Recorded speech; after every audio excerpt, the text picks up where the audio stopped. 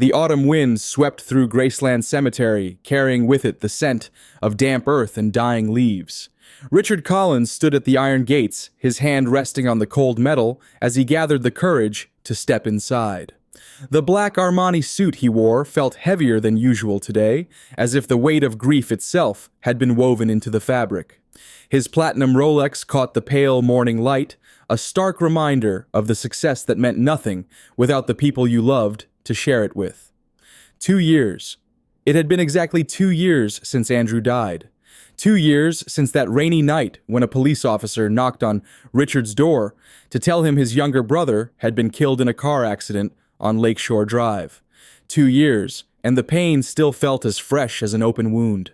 Richard walked slowly through the cemetery, his Italian leather shoes crunching on the gravel path. He had been here dozens of times, but it never got easier. The white lilies in his hand seemed inadequate, a poor substitute for all the words left unsaid, all the moments they would never share. Andrew had been 33 when he died, 19 years younger than Richard was now. Too young. Far too young. As Richard rounded the corner near the Collins family plot, he froze mid-step. Someone was already at Andrew's grave, a small figure hunched over and trembling. At first, Richard thought his eyes were playing tricks on him, but no, there was definitely a child there, a little girl kneeling in the wet grass before his brother's marble headstone. She couldn't have been more than 7 years old. Her blonde hair hung in tangled waves down her back, and she wore a pink dress that had clearly seen better days. The fabric was faded, the hem unraveling, and it was at least 2 sizes too small, pulling tight across her thin shoulders. Her small hands clutched a single wilted daisy, and her entire body shook with silent sobs. Richard felt his heart constrict. Who was this child? Why was she crying at Andrew's grave? He approached slowly, not wanting to startle her. "Excuse me, sweetheart," he said gently, his deep voice barely above a whisper. "Are you all right?" The little girl's head snapped up, revealing a face streaked with tears. Her eyes were the brightest blue Richard had ever seen, rimmed red from crying. There was something achingly familiar about those eyes, though he couldn't quite place it. She looked at him with a mixture of fear and desperate hope. "I'm sorry," she whispered, her voice small and broken. "I didn't mean to bother anyone. I just wanted to see him. I wanted to tell him about me." Richard carefully lowered himself to one knee, setting his expensive lilies aside. The wet grass soaked through his suit pants, but he didn't care. "Tell who, honey, about what?" The child's lower lip trembled as she pointed at the headstone. "My daddy," she said, the word barely audible. "Andrew Michael Collins. That's what Mommy said his name was. Did you know my daddy?" The world tilted on its axis. Richard felt as if someone had punched him in the stomach, knocking all the air from his lungs. He stared at the little girl, truly seeing her for the first time. The blonde hair, the blue eyes, the shape of her nose, even the way she bit her bottom lip when she was nervous. It was all Andrew. My God, it was all Andrew. "Andrew was my brother," Richard managed to say, his throat tight. "My younger brother. What's your name, sweetheart?" "Lily?" she replied, wiping her nose with the back of her dirty hand. "Lily Parker. My mommy's name is Sarah. She told me that my daddy's name was Andrew, and that he had to go away before I was born, but she never told me where his grave was. I had to find it myself. I asked around the neighborhood, and someone said there was a Andrew Collins buried here, so I saved up my money and took the bus." Richard's mind was racing. A daughter. Andrew had a daughter. How was that possible? Why hadn't Andrew told him? Why hadn't he told anyone? "Lily, does your mother know you're here?" Richard asked, concerned about a 7-year-old traveling alone through Chicago. Lily's eyes widened with fear. "Please don't be mad. I know I wasn't supposed to leave, but Mommy was sleeping. She's been sleeping a lot lately. She's very sick." Her voice dropped to a whisper. I needed to see him. I needed to know if he would have loved me." The last sentence broke Richard's heart into 1,000 pieces. He saw tears streaming down Lily's face again, and without thinking, he pulled her into his arms. She resisted for only a moment before collapsing against his chest, her small body racked with sobs that seemed too big for such a tiny person to contain. "Oh, sweetheart," Richard murmured, stroking her tangled hair. "I don't know what happened between your mother and Andrew, but I promise you we're going to figure this out. First, though, we need to get you home. Your mother must be worried sick." Lily pulled back, looking up at him with those impossibly blue eyes. "You're really his brother. You're really my uncle." "If what you're saying is true," Richard said carefully, then yes, I would be your uncle. And that means your family, you understand family, takes care of each other. For the first time since Richard had arrived, a tiny smile flickered across Lily's face. It lasted only a moment, but it was enough to give Richard a glimpse of the joy this child was capable of. Joy that had been buried under layers of grief and poverty and loneliness. Come on, Richard said, standing and extending his hand. Let's get you home. Can you show me where you live? Lily slipped her small, cold hand into his larger, warm one. As they walked back toward the cemetery gates, she looked back over her shoulder at Andrew's grave one last time. Goodbye, Daddy, she whispered. I wish I could have known you.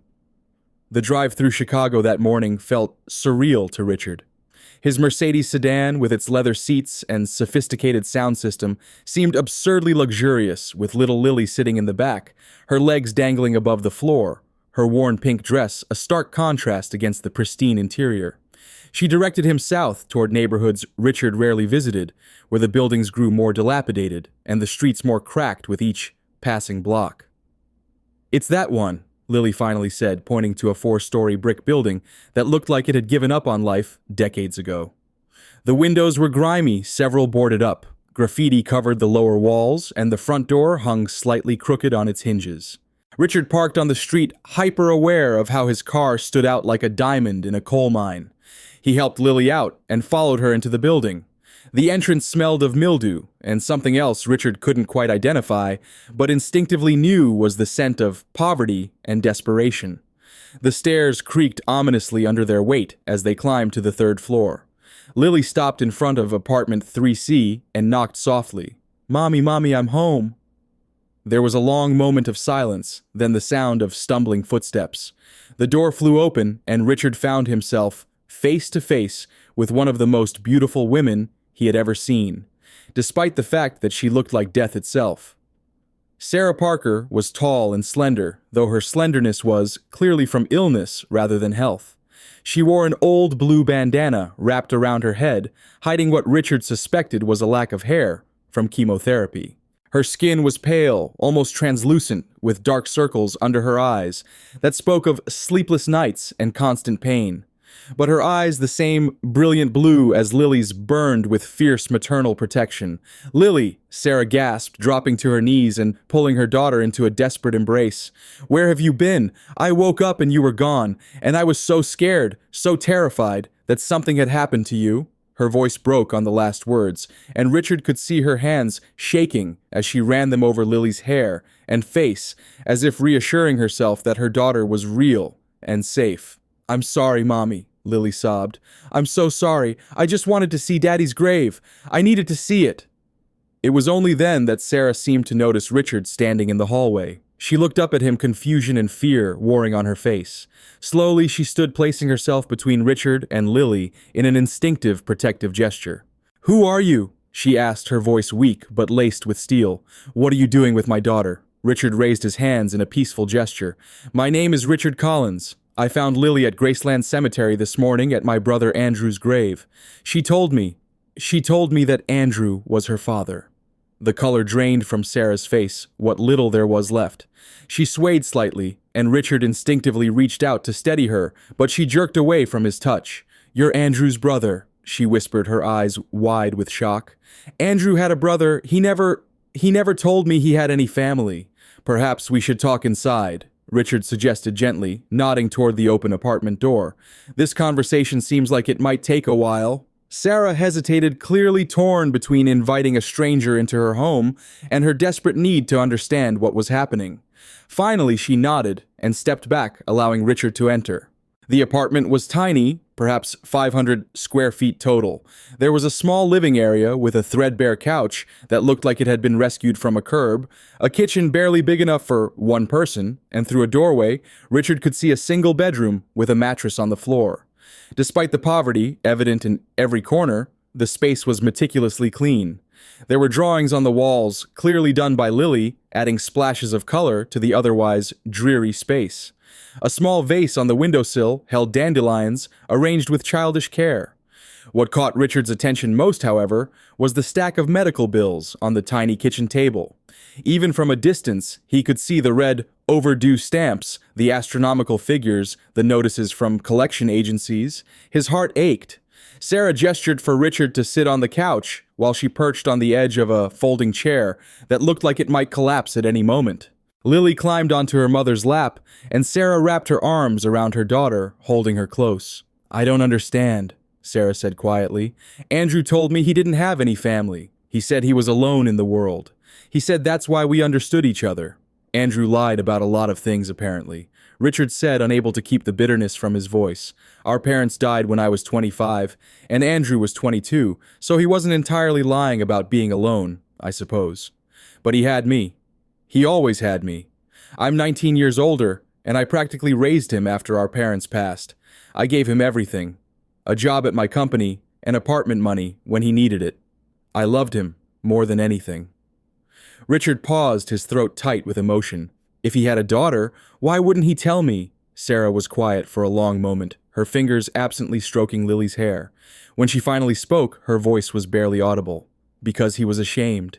Because I was his dirty little secret. Because acknowledging Lily would have meant admitting what he did, and Andrew never liked admitting when he was wrong. Over the next hour, sitting in that tiny, shabby apartment, Sarah told Richard everything.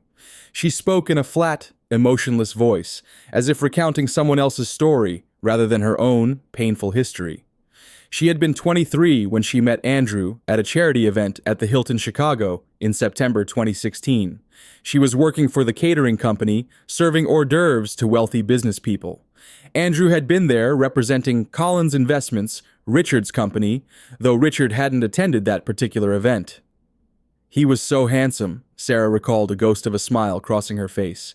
"He came up to me while I was carrying a tray of champagne glasses and told me I had the most beautiful eyes he'd ever seen.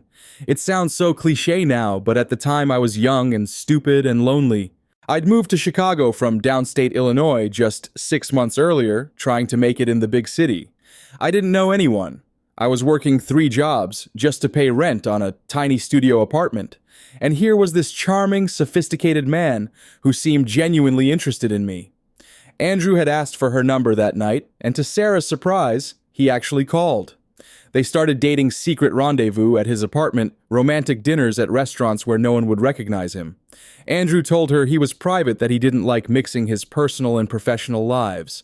Sarah thought it was sweet, thought it meant their relationship was special, something precious to be protected. He even used a different name, introducing himself as Andy Peterson. "I was so naive," Sarah said, shaking her head. "For 6 months, we saw each other 3 or 4 times a week. He'd text me that he missed me, send me flowers, tell me he was falling in love with me. I believed every word. I believed we had a future together." Then in March 2017, Sarah discovered she was pregnant. She was terrified, but also cautiously excited. She imagined Andrew's face when she told him, imagined him pulling her into his arms and saying everything would be okay. The reality was devastatingly different. "I called him and asked if we could meet," Sarah continued, her voice cracking slightly.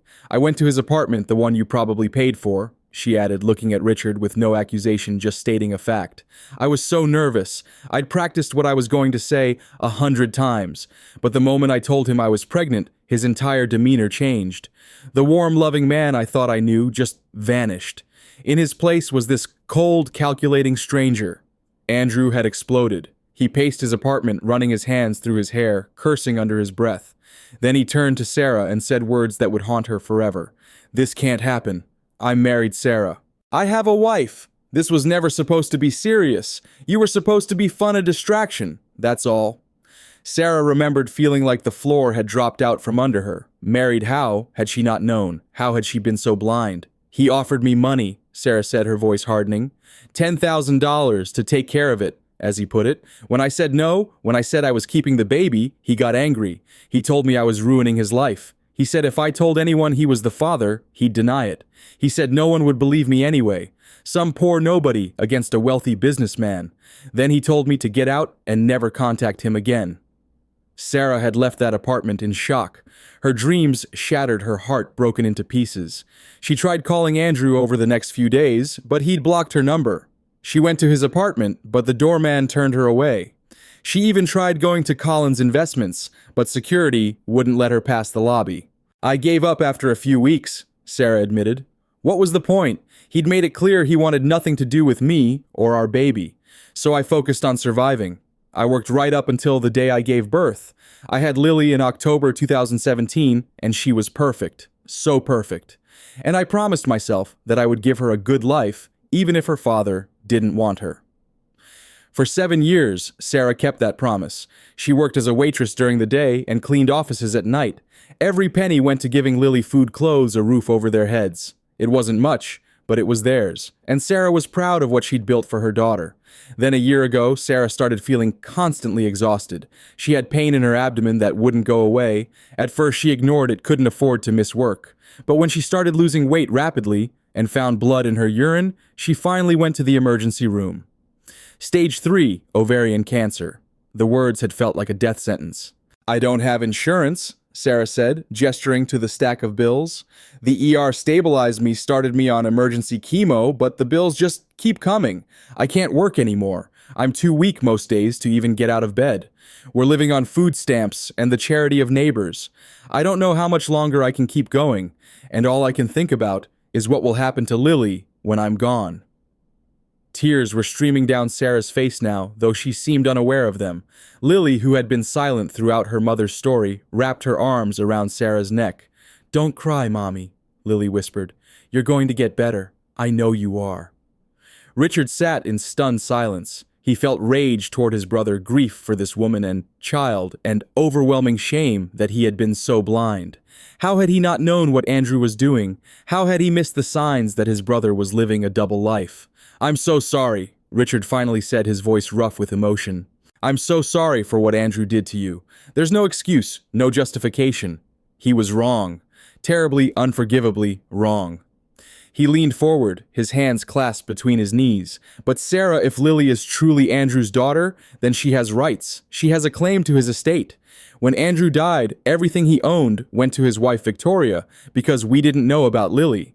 But if we can prove paternity, Lily is entitled to half of that inheritance." Sarah shook her head vehemently. "I don't want his money. I never wanted his money. I just wanted him to acknowledge his daughter, to be a father to her. But he's dead now, so what does it matter?" "It matters because Lily deserves better than this," Richard said, gesturing around the apartment. "It matters because you're sick and need proper medical care. It matters because this is about justice. Andrew made his choices, and he was a coward for making the ones he did. But Lily is innocent. She didn't ask to be born into this situation. She deserves every advantage we can give her." Richard pulled a business card from his wallet and set it on the table. "I want to help. Please let me help. The first step would be a DNA test. Since Andrew is no longer alive, we can test Lily's DNA against mine. If she's Andrew's daughter, we'll share approximately 25% of our DNA as uncle and niece. Once we have that proof, I'll hire the best lawyers in Chicago. We'll fight for what's rightfully hers." Sarah stared at the business card, her hand trembling as she picked it up. "Why would you do this?" "You don't know us. For all you know, I'm lying about everything." "Are you lying?" Richard asked simply. "No," Sarah whispered. "Every word is the truth." "Then that's all I need to know," Richard said. He stood, pulling out his wallet again and withdrawing several $100 bills. He set them on the table. "For food, for bills, whatever you need. I'll set up an account for you at Northwestern Memorial Hospital. The best oncologist in the city will see you. We'll get you the treatment you need." "I can't accept this," Sarah protested, even as her eyes fixed hungrily on the money. "It's too much. I can't pay you back." "I don't want you to pay me back," Richard said firmly. "Sarah, if Lily is my niece, then you are the mother of my niece, and that makes you family too. Family doesn't abandon each other. Andrew forgot that, but I won't.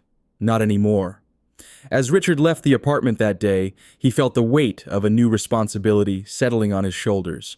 But strangely, it didn't feel like a burden. It felt like purpose. For 2 years, he'd been lost in grief, going through the motions of his successful life without any real meaning. Now suddenly, he had something to fight for, someone to protect. He didn't know yet that this was just the beginning. He didn't know that this chance encounter at a cemetery would change his life forever. That evening, Richard sat in his penthouse apartment, staring out at the Chicago skyline while turning his wallet over in his hands. He hadn't looked at the old photo inside for years, but tonight he carefully extracted it from its hiding place. Two boys smiled back at him from the faded photograph, one about 10 years old, with a serious expression despite his smile, the other a toddler with wild blonde curls and mischievous blue eyes, just like Lily's. "What were you thinking, Andrew?" Richard whispered to the empty room. "What were you so afraid of?" Richard remembered the promise he'd made to their parents on their deathbeds, that he would always take care of Andrew, always protect him. Had he failed in that promise? Had he been so focused on providing financial security that he'd missed the moral guidance his brother needed? His phone rang, interrupting his thoughts. It was Dr. Eleanor Reed, the oncologist he'd contacted earlier that day. "Mr. Collins," she said without preamble, "I've reviewed Sarah Parker's medical records. The situation is serious, but not hopeless. She needs to begin a new treatment protocol within 30 days, or the cancer will likely progress beyond our ability to treat it effectively."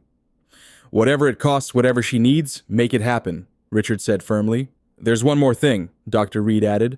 "Ms. Parker has been offered a spot in a promising clinical trial for advanced ovarian cancer, but she was initially rejected due to her inability to pay for associated costs not covered by the trial.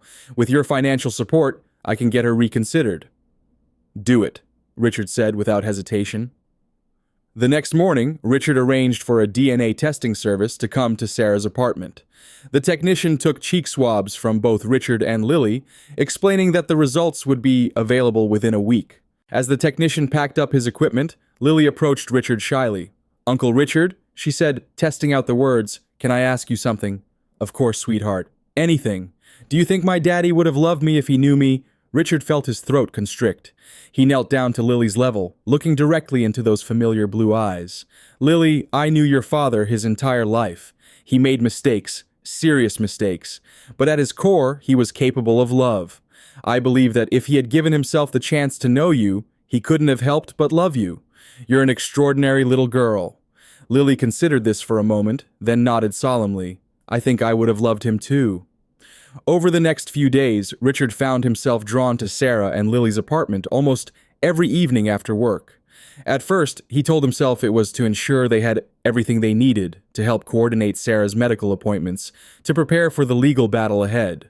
But soon, he realized he was coming, because he wanted to, because the tiny apartment with its faded furniture and crayon drawings felt more like home than his luxury penthouse ever had.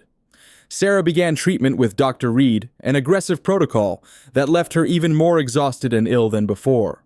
Richard arranged for a home health aide during the day. But in the evenings, he often found himself taking over helping Sarah to the bathroom when she was too weak to walk alone, holding her hair back when she vomited from the chemotherapy, making sure Lily had dinner and did her homework. One evening, after Lily had gone to bed, Richard sat with Sarah on the couch. She was wrapped in a blanket, shivering despite the warmth of the apartment. "Why are you really doing all this?" Sarah asked quietly. "It can't just be because Lily might be your niece. Most people wouldn't upend their lives for a relative they just met, especially under these circumstances." Richard was quiet for a moment, considering. "When Andrew died, I felt like I'd failed him somehow, like I should have been able to protect him even from himself. I couldn't save him, but maybe I can help his daughter. Maybe that's how I make amends." Sarah studied his face. "There's more to it than that, isn't there?" Richard looked down at his hands. "For 2 years, I've been going through the motions. My company is successful, I have more money than I could spend in 3 lifetimes, but none of it means anything. Every morning I wake up and wonder what the point is. Until I met you and Lily, I didn't have an answer." Before Sarah could respond, Richard's phone rang. It was his lawyer, David Miller. "The DNA results are in," Miller said. "Richard, it's a match. Lily is definitely Andrew's daughter. We can proceed with the inheritance claim." A weight lifted from Richard's chest, replaced immediately by a new determination. "Then it's time to talk to Victoria." The following day, Richard drove to the Lincoln Park mansion that Victoria Reynolds had inherited from Andrew. As he pulled up to the imposing brick structure with its perfectly manicured lawn and elegant architecture, he felt his stomach churn. This house, bought with money from Collins' investments, should have been Andrew's home, with a wife and children. Instead, it had been a facade hiding his brother's lies. Victoria answered the door herself, looking immaculate as always. She was 32 years old, with sharp features, expertly highlighted brunette hair, and a figure maintained by expensive personal trainers and cosmetic procedures. She wore a cream-colored cashmere sweater that probably cost more than Sarah's monthly rent, and carried herself with the confidence of someone who'd never doubted her place in the world. "Richard," she said coolly, stepping back to let him enter, "this is unexpected. You rarely visit." "We need to talk, Victoria," Richard said, following her into the cavernous living room with its white furniture and abstract art. "It's about Andrew's estate." Victoria raised one perfectly sculpted eyebrow. "The estate is settled. I inherited everything as Andrew's widow. Surely you're not contesting that now, 2 years later." Richard took a deep breath. There was no easy way to say this. Andrew had a daughter, a 7-year-old girl named Lily. I have DNA proof that she's his biological child, which means she has a legal claim to half of Andrew's estate. For a moment, Victoria simply stared at him, her expression frozen. Then slowly, her face transformed. The cool sophistication melted away, replaced by something ugly and raw. "What did you just say?" Her voice was dangerously quiet. "Andrew had an affair in 2016. The woman got pregnant. He abandoned her. I didn't know about any of this until a few weeks ago, but now that I do, I can't ignore it. Lily is entitled to her inheritance." "A daughter?" Victoria's voice rose to a shriek. "Andrew had a daughter. He was cheating on me, that lying, cheating son of a—" She grabbed a crystal vase from the side table and hurled it across the room. It shattered against the wall, sending glass and water everywhere. Richard didn't flinch. He'd expected this reaction or something like it. "I know this is a shock." "A shock?" Victoria laughed hysterically. "A shock, Richard. I was married to that man for 6 years. 6 years of playing the perfect wife, hosting his business dinners, smiling for photos, pretending I didn't know he was bored with me. And now you're telling me he had a child he never told me about." She paced the room like a caged animal, her hands clenching and unclenching. "Who is this woman? Some gold-digging whore who's trying to get her hands on money she doesn't deserve. Her name is Sarah Parker, and she's not a gold digger," Richard said sharply. "She's dying of cancer and living in poverty because Andrew abandoned her while she was pregnant. She didn't even know Andrew had money until I found her. If anyone's a victim here, it's her and Lily." "I don't care," Victoria screamed. "I don't care about some poor little orphan or her dying mother. That money is mine. I earned it by putting up with Andrew for 6 years. I earned it by being his wife." "You earned half of it," Richard corrected coldly. "The other half belongs to his daughter." Victoria's eyes narrowed to slits. "You're actually going to fight me on this. You're going to side with some stranger over me, Andrew's actual wife." "I'm siding with what's right," Richard said firmly. "Andrew wronged that woman and child. I won't compound that wrong by denying Lily what's legally hers." "Then I'll see you in court," Victoria hissed. "And Richard, don't think I'm going to make this easy. I will destroy this little family you seem so fond of. I will drag that woman's name through the mud. I will fight for every single penny. When I'm done, they'll wish Andrew had convinced her to get rid of that brat." Richard felt rage surge through him. "You will not speak about Lily that way. She's a 7-year-old child who's done nothing wrong." "Get out," Victoria said, pointing toward the door. "Get out of my house and tell your lawyer to expect a call from mine. This is war Richard and I always win." As Richard left the mansion, his hands were shaking with anger. He sat in his car for a long moment, trying to calm down before he called David Miller. "She's going to fight this with everything she has," Richard told his lawyer. "We need to be prepared for a nasty battle." "We will be," Miller assured him. "Richard, I've been practicing law for 30 years. I've seen cases like this before. The truth is on our side. DNA doesn't lie. Lily is Andrew's daughter, which means she has legal rights that no amount of money or influence can erase. Victoria has money too," Richard pointed out, "and she's willing to spend every cent of it to keep what she has." "Then we'll be ready for her," Miller said grimly. "Get me every piece of documentation you can find. Phone records, text messages, photos, anything that proves the relationship between Andrew and Sarah. And Richard, prepare Sarah. This is going to get ugly before it gets better." The DNA test results came back exactly 1 week later. Richard sat in his corner office on the 52nd floor of the Collins Investments building, the paper trembling slightly in his hands as he read the conclusion for the 3rd time. Probability of relationship 99.9%. The tested individuals share genetic markers consistent with an avuncular relationship. Lily was his niece, Andrew's daughter, his blood, his family. Richard set down the paper and turned to stare out the floor-to-ceiling windows at the Chicago skyline. The city stretched out before him, Lake Michigan, glittering in the afternoon sun, but he barely saw it. His mind was whirling with implications and plans and a fierce protectiveness he'd never felt before. He picked up his phone and called David Miller, one of the best family law specialists in Illinois. "David, it's Richard Collins. I need you to clear your schedule. We have a case to build, and it's going to be a fight." Over the next few days, Richard threw himself into preparing for the legal battle ahead. But more than that, he found himself drawn into Sarah and Lily's lives in ways he hadn't anticipated. He visited them almost every day after work. At first, it was to discuss the case, to gather information and documentation, but soon his visits became about more than legal strategy. He found himself arriving with bags of groceries, with Chinese takeout for dinner, with new clothes for Lily, because he'd noticed her shoes had holes in them. He arranged for Sarah to see Dr. Reed at Northwestern Memorial, the top oncological surgeon in the Midwest. He sat in the waiting room during her appointments, and when Sarah emerged weak and shaken from examinations, he was there to drive her home to help her up the stairs when she was too dizzy to walk straight, to make sure Lily had dinner while Sarah rested. Lily attached herself to Richard with the innocent trust of a child who'd been waiting her whole life for someone like him. She held his hand when they walked down the street. She saved her drawings from school to show him. She asked him a million questions about everything and nothing. "Uncle Richard, what's your favorite color? Uncle Richard, have you ever seen a real elephant? Uncle Richard, do you think my mommy is going to be okay?" That last question came one evening as Richard was tucking Lily into bed. Sarah had been particularly ill that day, and Lily's eyes were red from crying. Richard sat on the edge of the mattress on the floor, smoothing Lily's blonde hair back from her forehead.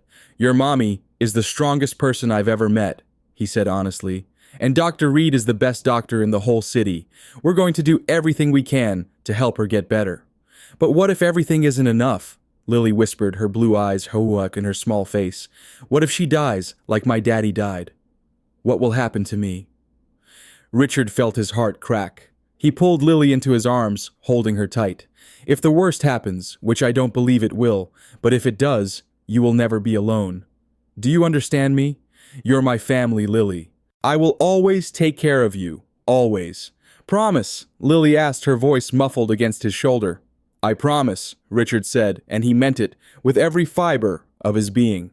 The next morning, Richard was in the boardroom at Collins Investments, presiding over a quarterly meeting with the executive team when his assistant slipped in and handed him a note.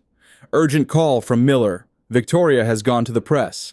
Richard excused himself and hurried to his office, closing the door before dialing his lawyer.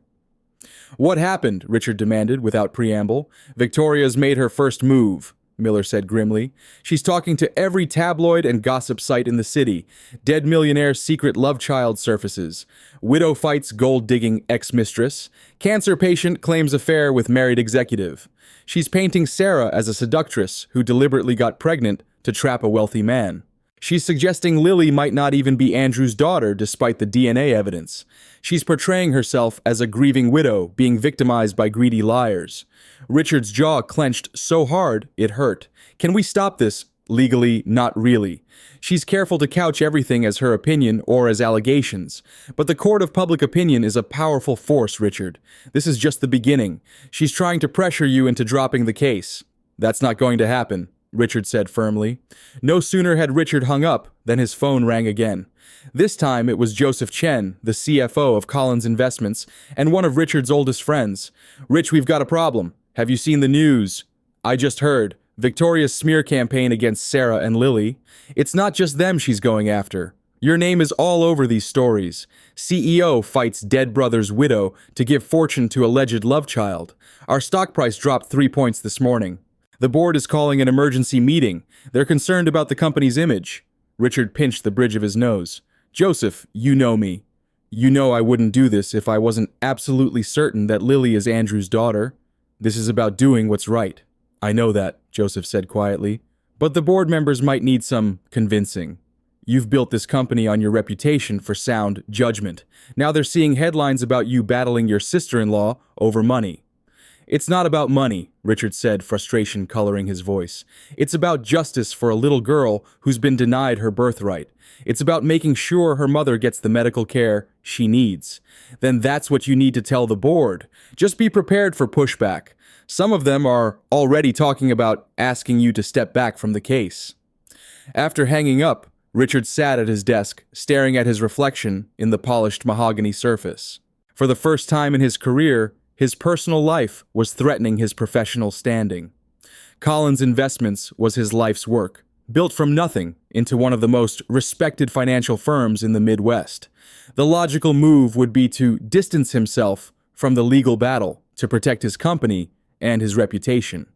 But then he thought of Lily's face when she asked if her father would have loved her. He thought of Sarah's quiet dignity in the face of crushing poverty and illness. He couldn't abandon them now, not when they needed him most, not when he'd finally found something that mattered more than business success. His decision made Richard headed to the emergency board meeting, prepared to fight for what he believed in. Meanwhile, across town, Sarah was experiencing her own crisis. After her latest chemotherapy session, she'd stopped at a pharmacy to pick up her prescriptions. As she waited in line feeling weak and nauseous, she became aware of whispers and stares. Then a woman approached her smartphone in hand. "Excuse me, aren't you the woman who's suing the Collins family? The one who had an affair with Andrew Collins?" Sarah's blood ran cold. "I'm not suing anyone. Please leave me alone." "Is it true you were a dancer at a gentleman's club when you met him? Is that how you seduced him?" The woman thrust the phone closer, clearly recording. "That's not true," Sarah said, her voice shaking. "I don't know what you're talking about." The pharmacist called Sarah's name, but as she stepped toward the counter, her vision swam and her knees buckled. She collapsed to the floor as gasps and exclamations erupted around her. When she came to, she was in an ambulance, an oxygen mask over her face. She tried to sit up in panic. "Lily, where's my daughter?" The paramedic gently pushed her back down. "Ma'am, you need to stay still. You fainted. We're taking you to Northwestern Memorial." "My daughter," Sarah insisted, her voice weak. "She gets out of school at 3. Is there someone we can call for you?" Sarah hesitated only briefly before giving them Richard's number. Richard was still in the board meeting, defending his actions to increasingly skeptical executives, when his phone buzzed with a call from an unknown number. He normally wouldn't have answered, but something told him it was important. "Mr. Collins, this is a paramedic Torres with Chicago Fire Department. We have a Sarah Parker here who collapsed at Walgreens. She's asking for you to pick up her daughter from school." Richard's heart raced. "Is she all right? What happened?" "She's stable but weak. Likely complications from her cancer treatment. We're taking her to Northwestern Memorial." "I'll be there as soon as I can," Richard said, already standing and gathering his papers.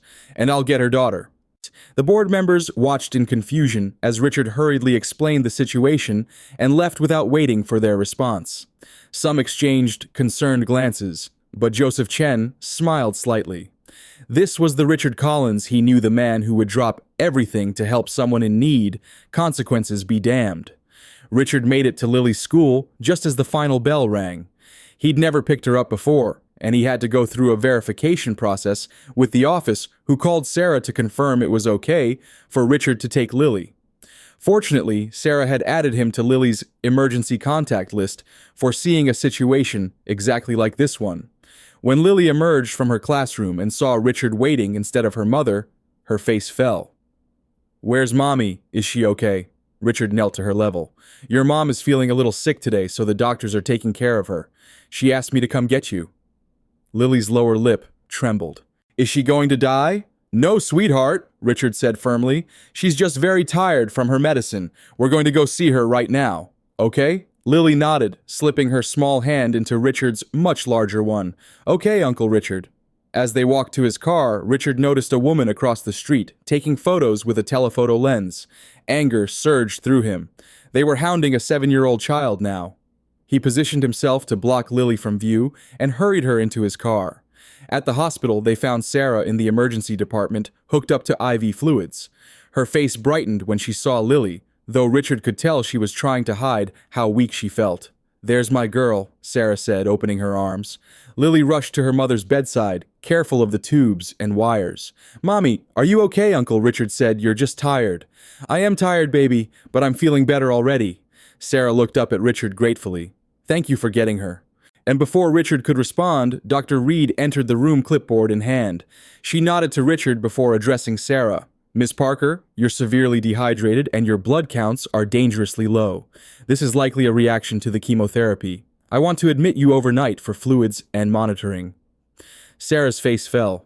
I can't. I don't have anyone to watch Lily. She can stay with me, Richard said immediately. I have a guest room. We can pack a bag from your apartment. Sarah hesitated, and Richard understood her reluctance. It was one thing to accept his help with medical bills and legal matters, but entrusting him with her child overnight was a huge step. I promise I'll take good care of her, he said softly, and we'll come see you first thing in the morning. Sarah looked at Lily, who was watching the exchange with anxious eyes. Would that be okay with you, honey, to have a sleepover at Uncle Richard's? Lily nodded, though she still looked worried. But I'll see you tomorrow. First thing, Sarah promised. That night, Richard found himself in entirely unfamiliar territory. He'd never had a child stay in his penthouse before. The space, which had always seemed the perfect bachelor pad with its minimalist design and expensive furnishings, suddenly felt cold and unwelcoming for a little girl. Lily sat perched on the edge of his leather sofa, looking small and lost. Her pink backpack containing the few overnight essentials they'd picked up from the apartment sat at her feet. Are you hungry? Richard asked, realizing he had no idea what to feed a child. Lily shrugged. A little. Richard surveyed his kitchen. His refrigerator contained little more than some protein shakes, a bottle of champagne, and containers of leftover takeout. His typical dinner was either at a business meeting or ordered in. How about pizza? He suggested, relieved when Lily's face brightened. Can we get pineapple on it? Mommy never lets me get pineapple because she says it doesn't belong on pizza. Richard laughed. Pineapple it is, our secret. While they waited for the pizza to arrive, Richard showed Lily to the guest room. It was impeccably decorated, but devoid of personality, like a high-end hotel room.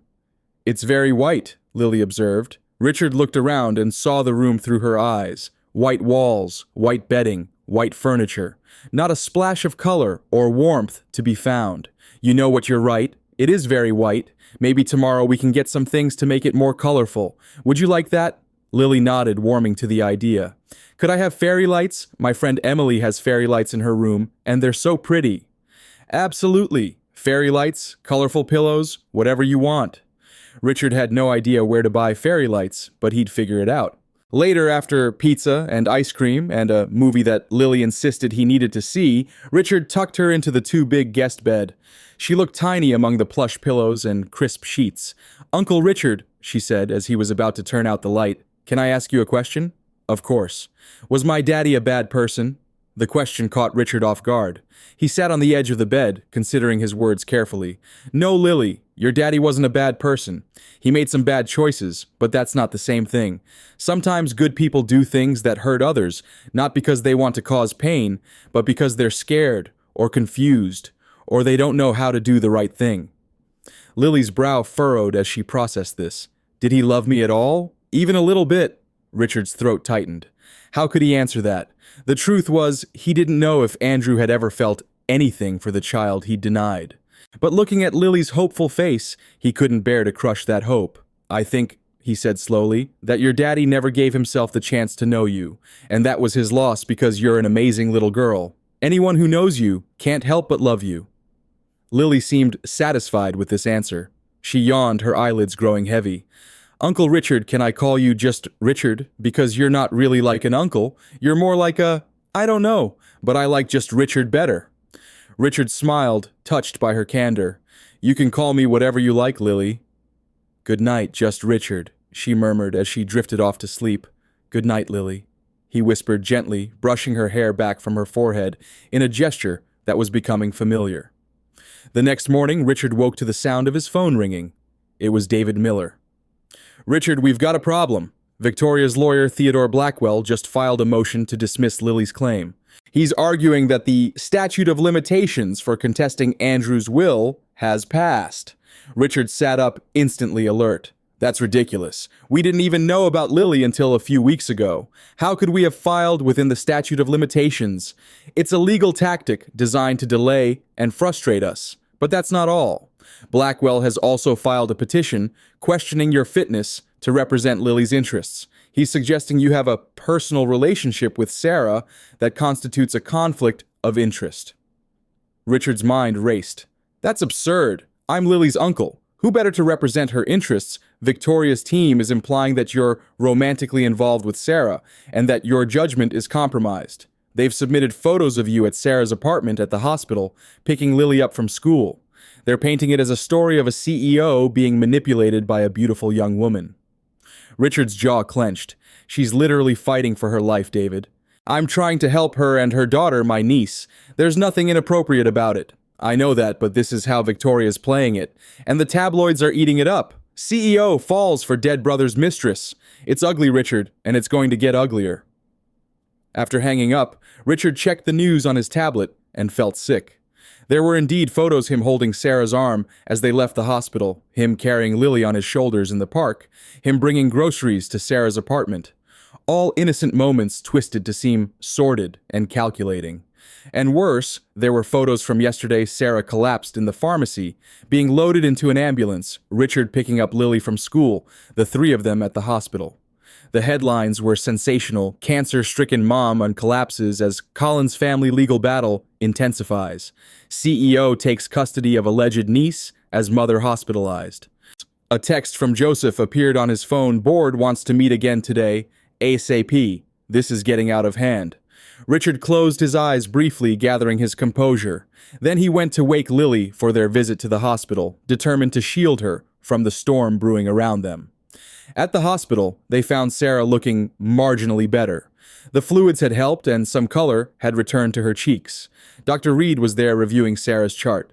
Good news, Dr. Reed said. Your counts have improved enough that we can discharge you today, but she held up a hand to forestall Sarah's relief. I'm concerned about your living situation. Your immune system is severely compromised. Your current apartment has mold issues, which could lead to serious respiratory infections. Sarah's face fell. I can't afford to move right now. Actually, Richard interjected, I've been meaning to talk to you about that. I have a condo in Lincoln Park that's sitting empty. It's a corporate apartment, but no one's using it right now. It's yours if you want it, at least until you're through the worst of your treatment. Sarah looked at him suspiciously. Is this because of what happened yesterday? Because I fainted in public and it made the news? Richard was surprised she knew about the press coverage. You've seen the stories. Sarah nodded grimly. A nurse showed me this morning. She was trying to be helpful, warning me about what was being said. Richard, they're making it sound like we're like you and I are. I know what they're implying, Richard said, keeping his voice calm for Lily's sake, though the little girl was occupied with a coloring book a nurse had given her. But that has nothing to do with the apartment offer. I've been worried about your living conditions for weeks. The condo is clean, safe, and in a secure building where reporters can't harass you. Dr. Reed spoke up. From a medical perspective, Ms. Parker, I strongly recommend you consider Mr. Collins' offer. Your current living environment is actively dangerous to your health in your condition. Sarah looked torn. Richard understood her pride, her desire to stand on her own feet despite everything. It was one of the things he admired most about her, but this wasn't the time for pride. Sarah, please, he said softly. Let me do this for you and Lily. Sarah looked at her daughter, happily coloring and humming to herself, oblivious to the adult concerns swirling around her. Finally, she nodded. Thank you. We'll take the condo, but only until I'm better. And I want to contribute somehow, maybe help with the legal research for the case or something. I can't just take and take. We'll figure it out, Richard assured her, relief washing over him. Later that day, after getting Sarah and Lily settled in the corporate condo, Richard headed to Collins Investments for the emergency board meeting. He felt like he'd aged a decade in a single day, but he straightened his tie and set his jaw prepared for battle. The boardroom was tense with the 12 members of the board arranged around the massive table, expressions ranging from concern to outright hostility. Richard took his seat at the head of the table, nodding to Joseph, who looked apologetic. Harold Blackstone, the eldest board member and a friend of Richard's father, spoke first. Richard, we've called this meeting because the board is deeply concerned about recent events. The publicity surrounding your personal involvement with this Parker woman and her child is beginning to affect the company's reputation and, by extension, its bottom line. Richard opened his mouth to respond, but Harold held up a hand. Before you speak, I should inform you that we've been contacted by Zenith Partners about their planned $50 million investment. They've expressed reservations about moving forward, given the current situation. That was a blow Richard hadn't seen coming. Zenith Partners was a major private equity firm whose investment would fund Collins Investments' expansion into Asian markets, a key part of Richard's 5-year plan for the company. The board feels, Harold continued, that it would be in the best interest of the company for you to distance yourself from this legal matter, at least until the Zenith deal is secured. Richard looked around the table, meeting the eyes of each board member. Some couldn't hold his gaze looking down at their notepads or smartphones. These were people he'd worked with for years, some of whom he considered friends. I understand your concerns, Richard said carefully. The company's welfare has always been my priority, but this is not simply a legal matter I can step away from. Lily Collins is my niece. Sarah Parker is her mother and is battling stage 3 cancer. They need my support, and I cannot and will not abandon them, because it's inconvenient for business. No one is suggesting you abandon them, Harold said, his tone softening slightly. Merely that you take a less public role. Let your lawyers handle the case. Provide financial support if you must, but do it discreetly. Richard shook his head. And what message would that send to Lily? That her uncle is ashamed of her, that he'll help her as long as no one knows about it. That's exactly what her father did, and I refuse to repeat his mistakes. The board members exchanged glances. Richard could see he wasn't making headway. Perhaps a compromise, Joseph suggested. Richard takes a temporary leave of absence as CEO while the case is being resolved. I can step in as interim CEO. That way, Collins Investments can assure Zenith Partners that the company's leadership is focused solely on business matters, while Richard can continue to support his family without conflicting priorities. Richard stared at his oldest friend, feeling betrayed. You want me to step down? Joseph met his gaze steadily. I want you to be able to fight for what matters without sacrificing the company you've built. This isn't forever rich, just until the legal battle is over. The discussion continued for hours, growing increasingly heated. Some board members sided with Richard, arguing that his personal integrity was one of the company's greatest assets. Others insisted that his first duty was to the shareholders who were beginning to express concerns. In the end, Richard realized he had only 2 choices: fight the board and potentially damage the company he'd built from nothing, or accept the compromise and focus his energy on helping Sarah and Lily. All right, he finally said the words, feeling like gravel in his throat. I'll take a leave of absence. Joseph will serve as interim CEO, effective immediately. But make no mistake, I'm not walking away from my niece or her mother. If that costs me my position permanently, so be it.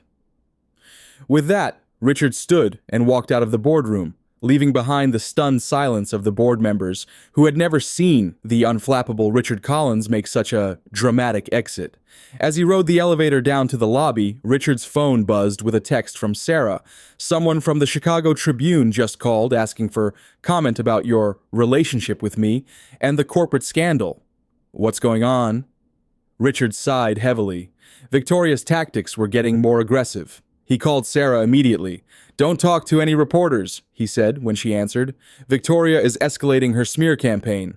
Richard, this is getting out of control. They're calling me a gold digger and a home wrecker. They're implying I'm using my cancer for sympathy. They're saying terrible things about Lily, and now they're dragging your company into it. I never wanted any of this. I know, Richard said, stepping out of the elevator and nodding to the security guard as he headed for the exit.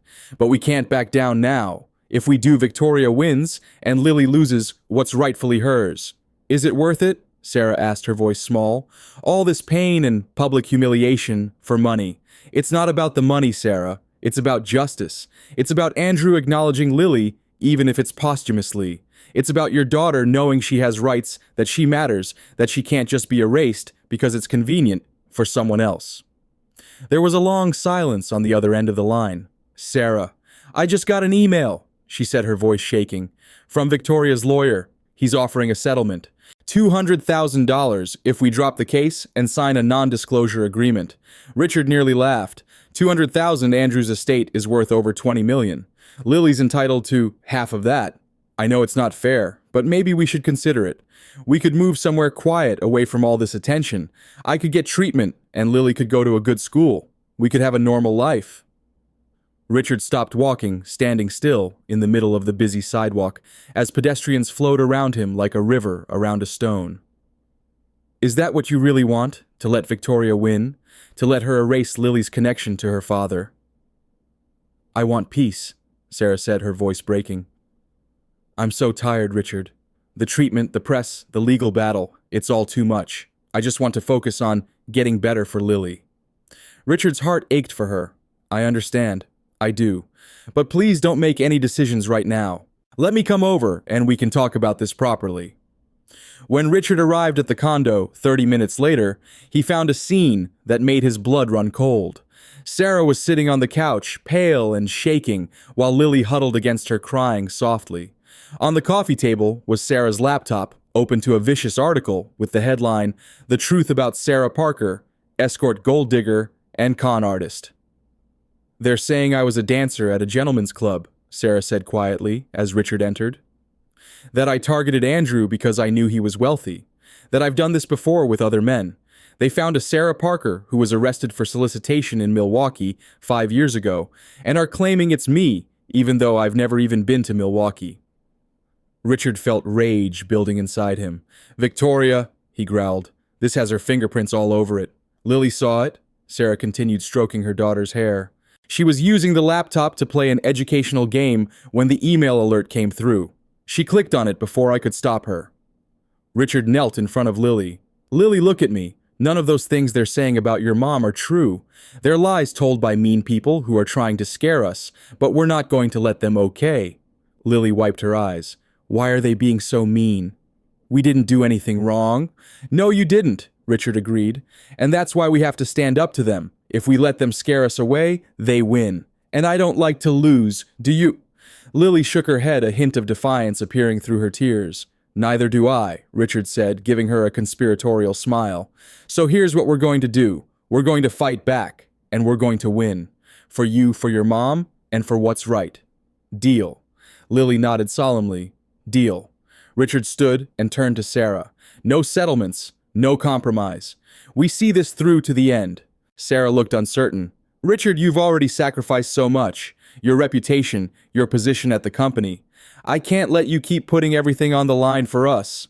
That's not your decision to make, Richard said gently. I believe in this fight. I believe in you and Lily, and I'm not walking away no matter how hard Victoria pushes. Just then, Richard's phone rang. It was David Miller. Richard, are you sitting down? Because I've just found something that changes everything. What is it? Richard asked, his heart racing. Jennifer Williams, Andrew's former executive assistant, just contacted me. She says she has emails from Andrew where he acknowledges Lily as his daughter. Emails he deleted, but that she saved because she thought what he was doing was wrong. And that's not all. She says Victoria knew about Sarah and the pregnancy, that she confronted Andrew about it and used it to negotiate a better prenuptial agreement. Richard's mind spun with the implications. This wasn't just evidence for their case, it was ammunition against Victoria's public campaign of lies. How solid is this? Richard asked. If the emails are authenticated, they're game changers. Jennifer is willing to testify. She says she's been following the news and can't stand to see what Victoria is doing to Sarah and Lily. As Richard hung up, he turned to Sarah with the first genuine smile he'd worn in days. We've just found our silver bullet. The Cook County Courthouse was an imposing structure of granite and marble, a temple to justice that had seen countless lives changed within its walls. On a cold Monday morning in late November, it would see one more. Richard, Sarah, and Lily arrived early, flanked by David Miller and his legal team. Sarah had insisted on coming despite her illness, despite the fact that she'd had a chemotherapy session just 2 days before. She wore a simple navy dress that hung loosely on her thin frame, and a wig that Richard had bought her natural-looking blonde hair that gave her back some semblance of normalcy. She was pale and shaky, but her head was held high. Lily wore a new dress, light blue with white flowers, and held tightly to both Richard's hand and her mother's.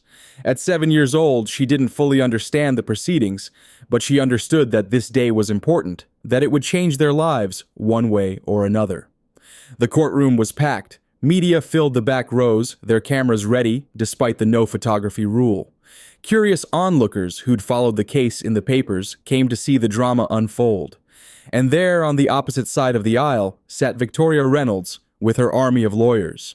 Richard looked at his former sister-in-law and barely recognized her. Victoria had always been cold, but now she radiated pure hatred. Her eyes, when they met his across the courtroom, were like ice chips, hard and cutting. She wore black, as if in mourning a calculated move to remind everyone that she was the widow, the legitimate spouse, the real victim in this scenario. "All rise for the Honorable Judge Martha Wilson," the bailiff announced, and the courtroom surged to its feet. Judge Wilson was a woman in her mid-60s, with silver hair, sharp eyes, and a reputation for fairness that bordered on legendary. Richard felt a flutter of hope. If anyone would see through Victoria's manipulations and recognize the truth, it would be Wilson. The trial began with opening statements. Theodore Blackwell. Victoria's attorney was smooth and persuasive. He painted a picture of a devoted wife who had loved her husband only to have her grief compounded by fraudulent claims from a woman who'd had a brief affair with Andrew years ago. "Your Honor," Blackwell said, his voice resonant and confident. "The defense does not dispute that Mr. Collins had a regrettable indiscretion with Ms. Parker. Men make mistakes. But Ms. Parker's claim that she is entitled to half of the estate based on a child from that affair is not supported by the law. Andrew Collins never acknowledged this child. He never paid child support, never established paternity. For all intents and purposes, he had no legal relationship with the alleged daughter. The alleged daughter has DNA proof," David Miller shot back when it was his turn. "Your Honor, this isn't about what Andrew Collins chose to acknowledge. It's about biological fact. Lily Parker is Andrew Collins's daughter. Illinois law is clear. Children born outside of marriage have the same inheritance rights as legitimate children. Andrew Collins's failure to acknowledge his daughter in life doesn't erase her rights in death." The first days of the trial were consumed with expert testimony. Geneticists explained the DNA evidence, making it clear that there was absolutely no doubt about Lily's paternity. Phone company representatives presented records of the extensive communication between Andrew and Sarah. Restaurant staff testified about seeing them together, their testimony corroborated by credit card receipts. Victoria's team tried to argue that even if Andrew had an affair, there was no proof he'd known about the pregnancy. Sarah could have had other partners, maybe she'd deliberately trapped Andrew by getting pregnant. Then David Miller called his surprise witness, Jennifer Williams. Jennifer walked to the witness stand with confident steps, a stark contrast to Sarah's fragile movements. She was in her early 40s, professionally dressed in a conservative suit, her brown hair pulled back in a neat bun.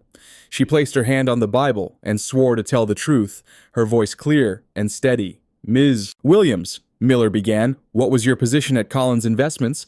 "I was Andrew Collins' executive assistant from 2014 to 2019, Jennifer replied. "And in that capacity, did you have access to Mr. Collins' emails and communications?" "Yes, I did. I managed his calendar correspondence, everything." "Did there come a time when you became aware of Mr. Collins' relationship with Sarah Parker?" Jennifer nodded. "Yes, in late 2016, I noticed he was having me block off time on his calendar without specifying why. He was also receiving deliveries of flowers to the office that I wasn't sending to his wife. Eventually, I saw emails between him and Sarah. They weren't trying to hide their relationship from me." "And did you become aware of Ms. Parker's pregnancy?" "Yes, in March 2017, I saw an email from Sarah telling Andrew she was pregnant. He was very upset. He called her into his office that day. After she left, he asked me to clear his schedule. He was visibly shaken." "What happened next?" Jennifer took a deep breath. "He asked me to delete all his emails with Sarah, said it was over between them and he wanted no record. I did as he asked, but..." She hesitated. "But what, Ms. Williams, I kept copies. It didn't feel right what he was doing. I saved the emails to a personal drive." A murmur ran through the courtroom. Victoria's face darkened with anger. "Why did you keep these emails, Ms. Williams?" Miller asked. "Because what Andrew was doing wasn't right. He was married, yes, but Sarah didn't know that. He led her on and made her believe they had a future. Then when she got pregnant, he just cut her off. I've seen how Sarah's been portrayed in the media, and it's not fair. She wasn't some gold digger. She was a young woman who fell in love with a man who lied to her." Miller approached the bench with a folder. "Your Honor, I'd like to enter these emails into evidence. They clearly show that Andrew Collins knew about the pregnancy and acknowledged that the child was his." Judge Wilson reviewed the emails, her expression unreadable. Victoria leaned over to whisper furiously to Blackwell, who looked increasingly concerned. "Ms. Williams," Miller continued, "did Victoria Reynolds, now Victoria Collins, know about Sarah Parker and the pregnancy?" Jennifer met Victoria's icy stare without flinching. "Yes, she did. In May 2017, she came to the office unexpectedly and found some of Sarah's things in Andrew's desk drawer. A scarf, I think, and a birthday card. Victoria confronted Andrew, and I could hear them arguing through the door. She was yelling about the pregnant waitress and demanding to know if the baby was his. Later that day, Andrew asked me to schedule an appointment with their lawyer to revise their prenuptial agreement. This revelation sent another shockwave through the courtroom. Victoria's carefully constructed image as the blindsided widow was crumbling before everyone's eyes. "No further questions," Miller said, returning to his seat with a satisfied expression. Blackwell's cross-examination was aggressive, trying to paint Jennifer as a disgruntled former employee with a vendetta against the Collins family. But Jennifer remained calm and consistent, her testimony unshaken. The following day, Sarah was called to the stand. As she made her way to the witness box, Richard could see how much the effort cost her. The chemo was taking its toll, and the stress of the trial was only making it worse. But Sarah was determined to tell her story. She testified about meeting Andrew, about their 6-month relationship, about his reaction when she told him she was pregnant. Her voice broke as she described his rejection, his attempt to pay her off his threats if she ever told anyone he was the father. "Ms. Parker," Miller said gently, "can you tell the court about your current health situation?" Sarah looked down at her hands. "I have stage 3 ovarian cancer. I've been undergoing chemotherapy for the past 4 months. The prognosis is uncertain. The doctors are hopeful, but there are no guarantees. And what are your concerns for Lily's future?" Sarah's eyes filled with tears. "I just want to know she'll be taken care of if something happens to me. That she'll have a family, people who love her. That she'll have the opportunities I couldn't give her. That's all I've ever wanted." When it was Blackwell's turn, he was careful not to appear too aggressive, aware of how it would look to attack a cancer patient. But his questions were designed to create doubt. "Ms. Parker, you claim that Andrew Collins led you to believe you had a future together, and yet you never met any of his family or friends. Didn't that strike you as odd?" "He said he was private about his personal life," Sarah replied. "I was young and in love. I believed him. And after he rejected you, you made no further attempts to contact him about the child. I tried for weeks. He blocked my number. His building wouldn't let me up. His office turned me away. Eventually, I gave up. I had a baby to prepare for and no support.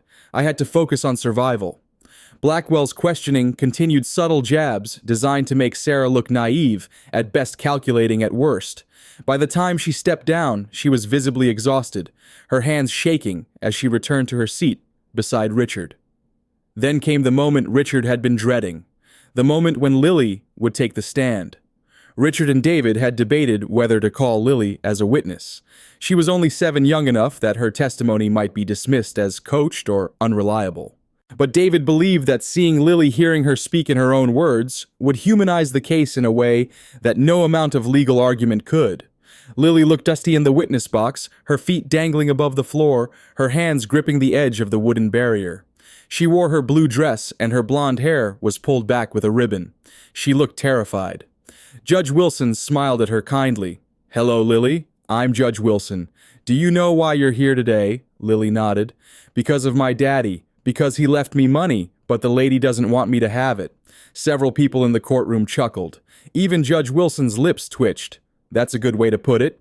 Now Lily, Mr. Miller here is going to ask you some questions. All you have to do is tell the truth. Can you do that?" "Yes, ma'am," Lily said in her small, clear voice.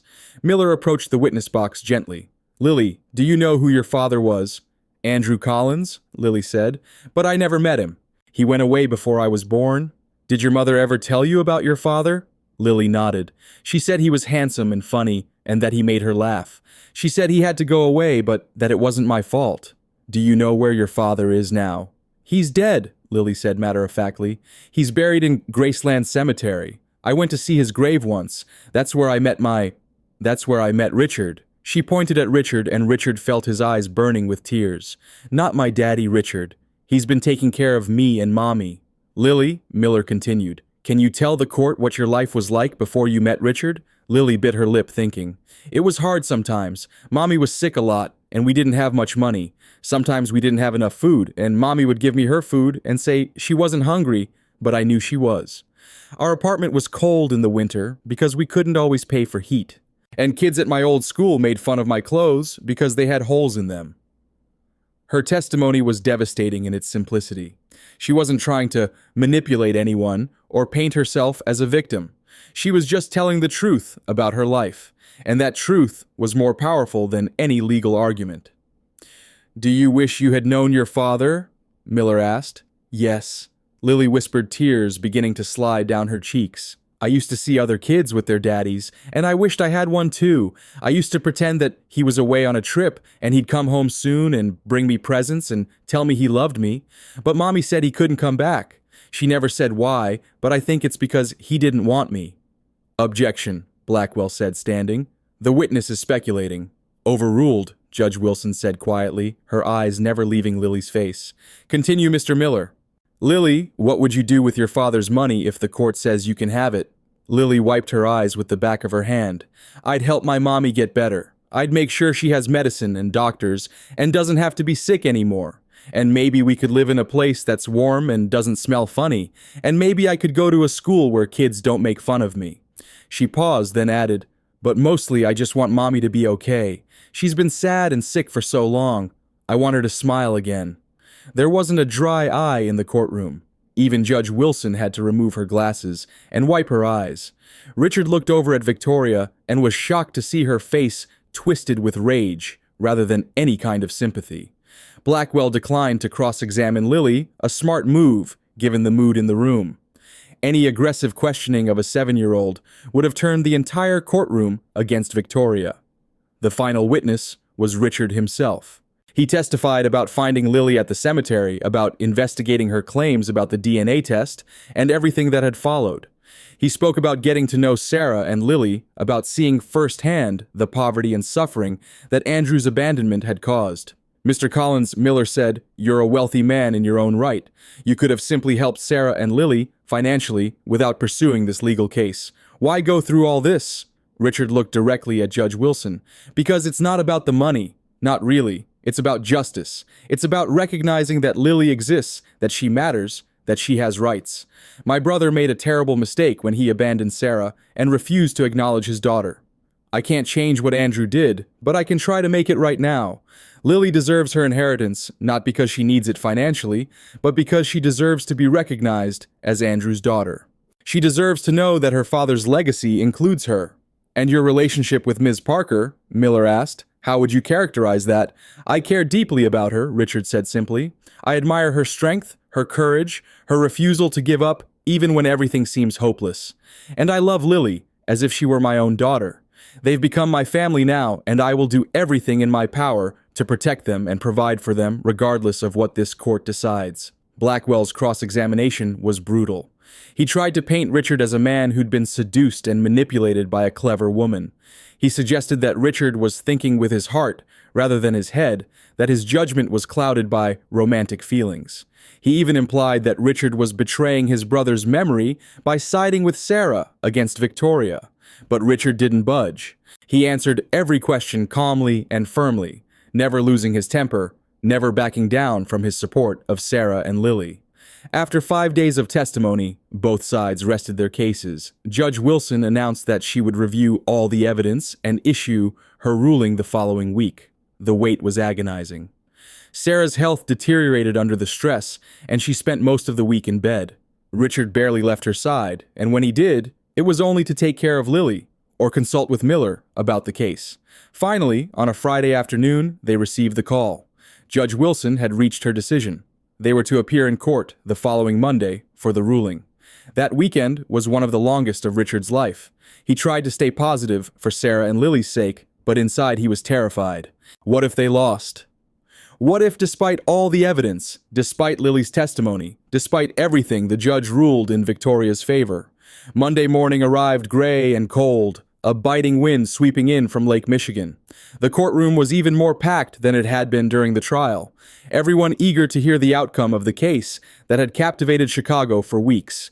Judge Wilson entered, and the bailiff called for order. The judge settled into her seat and looked out over the courtroom, her expression grave. This has been one of the most emotionally charged cases I've presided over in my 30 years on the bench, she began. At its heart, it's a case about a child who lost her father before she ever had the chance to know him, and about whether that child has a legal right to his estate. Richard felt Sarah's hand tighten around his. On her other side, Lily sat very still, her eyes wide. The law in Illinois is clear, Judge Wilson continued. Children born outside of marriage have the same inheritance rights as children born within marriage. The question before this court was not whether Lily Parker is Andrew Collins' daughter. The DNA evidence conclusively proves that she is.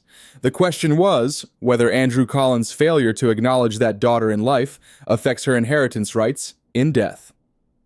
After careful consideration of all the evidence and testimony, I find that it does not. Richard felt his heart leap, but Judge Wilson wasn't finished. Andrew Collins' treatment of Ms. Parker and their unborn child was reprehensible. He lied to Ms. Parker about his identity and marital status. When confronted with the reality of his actions, he chose to abandon a pregnant woman rather than face his responsibilities. His behavior was cowardly selfish and morally bankrupt.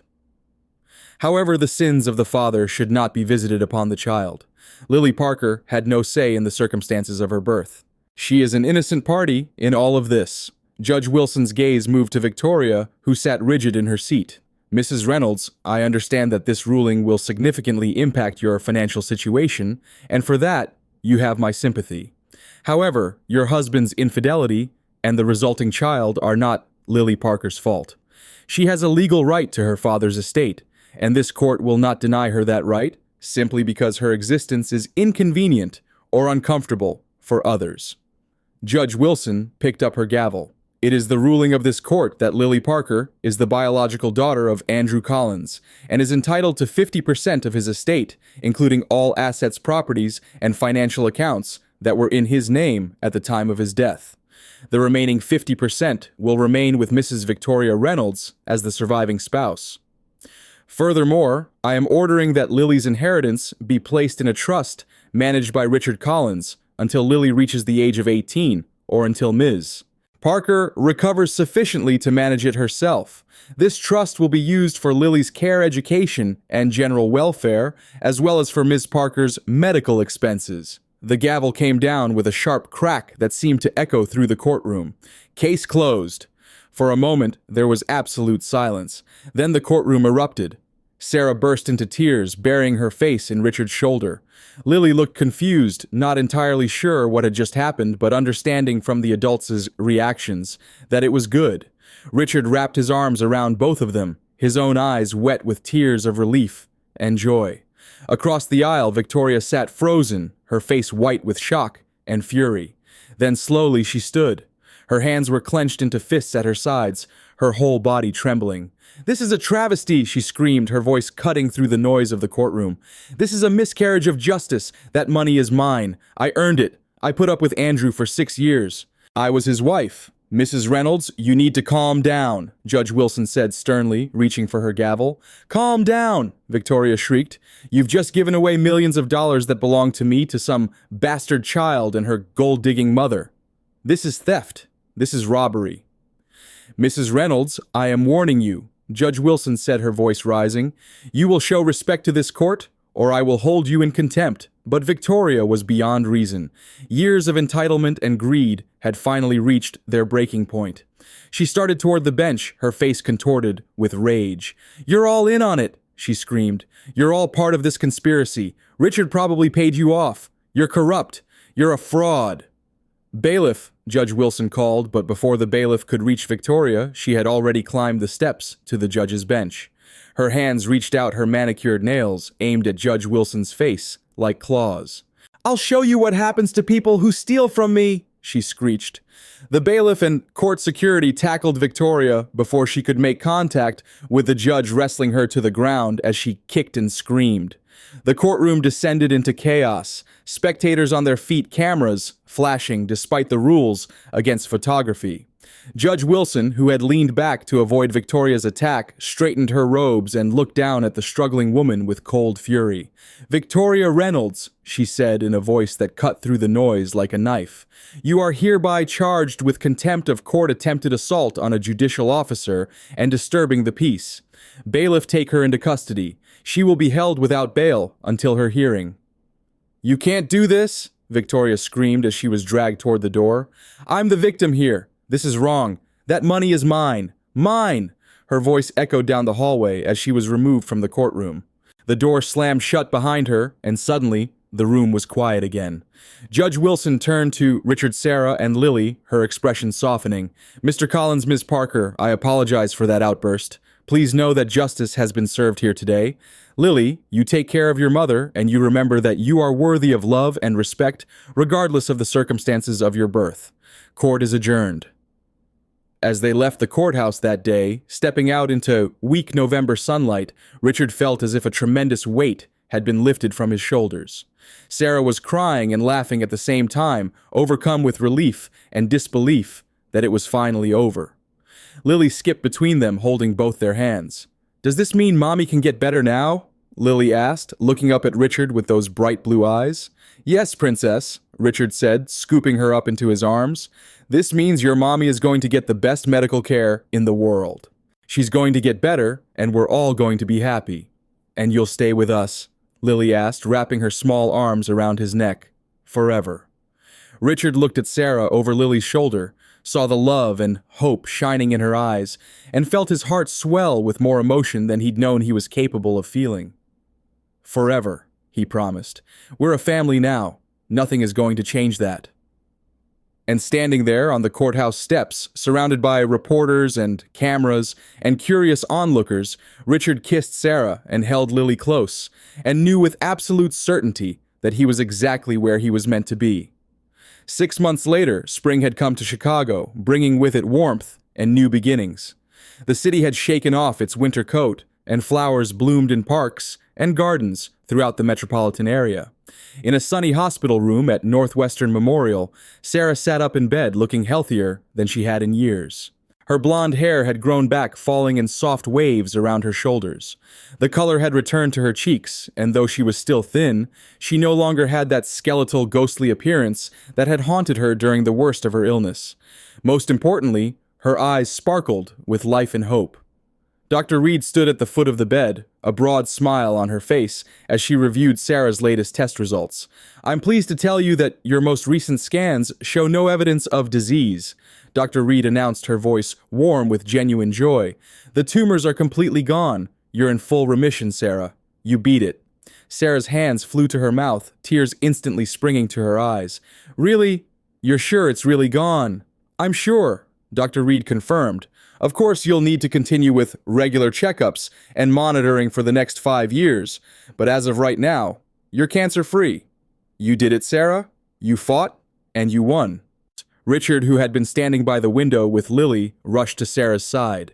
He pulled her into his arms, holding her close as she sobbed against his chest, tears of relief and joy soaking into his shirt. Lily climbed onto the bed, wrapping her small arms around both of them, creating a tangle of limbs and love and overwhelming gratitude. "I can't believe it," Sarah kept saying between sobs. "I really can't believe it. I thought for so long, I thought I was going to die. I thought I'd never see Lily grow up." "But you will," Richard murmured, kissing her forehead, her cheeks, her lips. "You're going to see her grow up, graduate, get married, have children of her own. You're going to have the life you deserve, Sarah, the life we all deserve."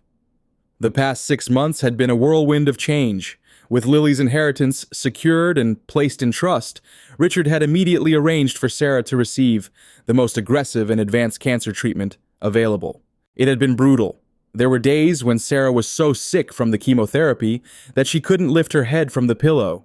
Days when the pain was so intense that even the strongest medications barely took the edge off. Days when she begged for it to be over, when she was ready to give up. But Richard and Lily had been there through it all, refusing to let her surrender.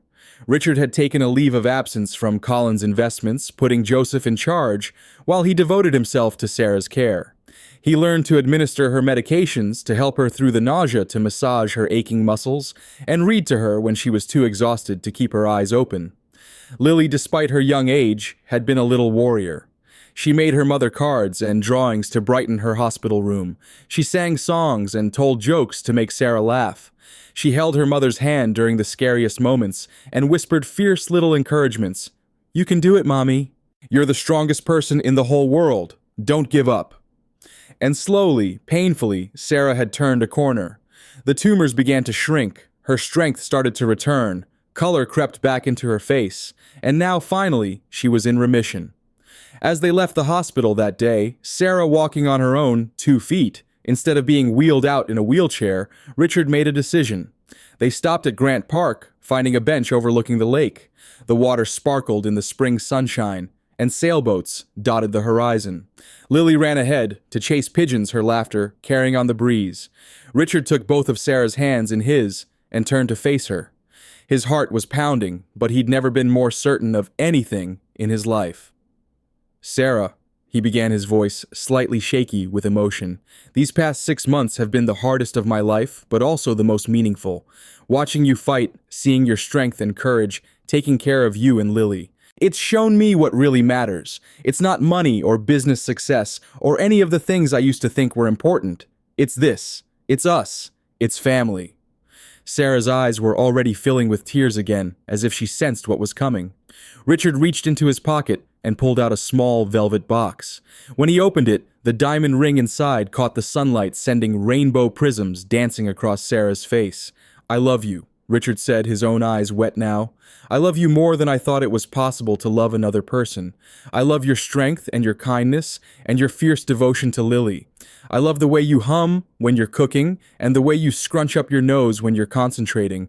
I love how you've never let bitterness destroy your capacity for joy. I love everything about you, Sarah Parker, and I want to spend the rest of my life proving that not all men are like Andrew, that you deserve to be loved and cherished and treated like the precious gift you are." He slid off the bench, kneeling on the concrete path, the ring held up between them. "Sarah, will you marry me? Will you let me be your husband and Lily's father officially and forever?" Sarah couldn't speak. The words seemed stuck in her throat, trapped behind the overwhelming emotion that crashed over her like waves. She nodded frantically, tears streaming down her face, and finally managed to choke out, "Yes, yes, 1,000 times yes." Richard slipped the ring onto her finger, and it fit perfectly, as if it had been made just for her.